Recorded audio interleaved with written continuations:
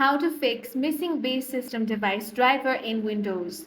In this video, I will guide you step by step on how you can fix missing base system device driver in Windows. The first thing you want to do is open up any web browser. Now you want to search for Intel Server Chipset Driver for Windows. Then click on the very first website.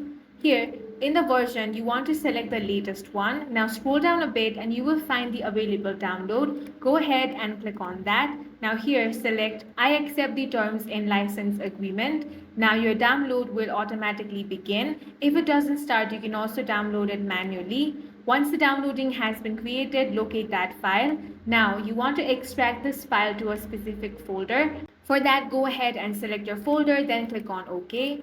Now head over to that folder, find Setup Chipset, right click on that, select Run as Administrator.